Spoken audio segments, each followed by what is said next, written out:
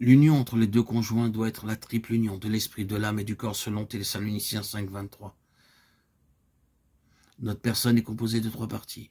Que le Dieu de paix vous sanctifie lui-même tout entier et que tout votre être, l'esprit, l'âme et le corps soient conservés irréprochables lors de l'avènement de notre Seigneur Jésus-Christ.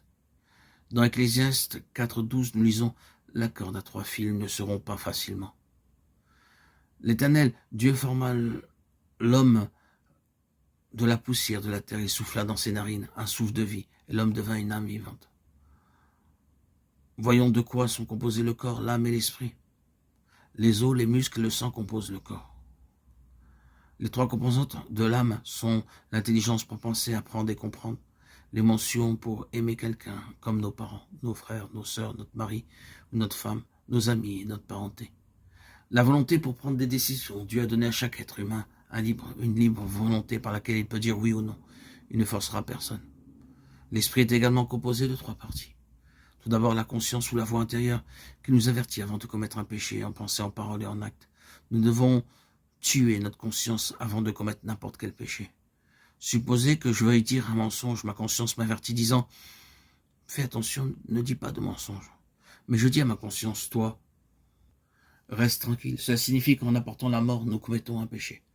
Ensuite, nous trouvons l'aspiration intérieure à connaître celui qu'on ne peut pas voir. Chaque être humain a le désir de connaître Dieu et son Créateur, où il est et comment le trouver. Enfin, nous avons l'intuition par laquelle nous vient subitement la pensée d'aller quelque part ou d'acheter ou de faire quelque chose sans en connaître la raison.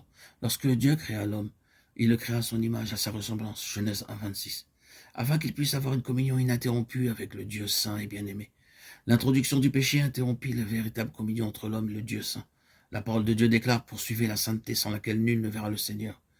Hébreux 12,14. Ainsi nous lisons dans 1 Pierre 1,16 « Soyez saints car je suis saint ». Et encore dans Matthieu 5,8 « Heureux ceux qui ont le cœur pur car ils verront Dieu ». Ainsi il est évident que sans la sainteté, nous ne pouvons pas voir Dieu. Par le péché, la mort est entrée dans nos esprits. En tant que pécheurs, nous avons subi une perte sous 3 aspects.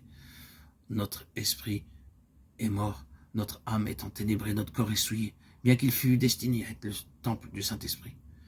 C'est pourquoi aussi longtemps que nous vivons dans le péché, nous ne pouvons pas ressentir la présence de Dieu, jouir de sa puissance, entendre sa voix, comprendre sa pensée. Nous sommes incapables de goûter sa vraie paix tant que notre esprit est mort.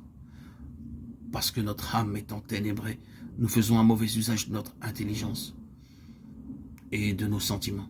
Nous sommes très égoïstes et orgueilleux. Nous entretenons des pensées de haine, de colère, d'amertume, de jalousie, de suspicion et d'entêtement. Nous souillons notre corps en faisant un mauvais usage de ses membres. Dans Jean 4,24, nous lisons « Dieu est esprit et il faut que ceux qui l'adorent en esprit et en vérité. »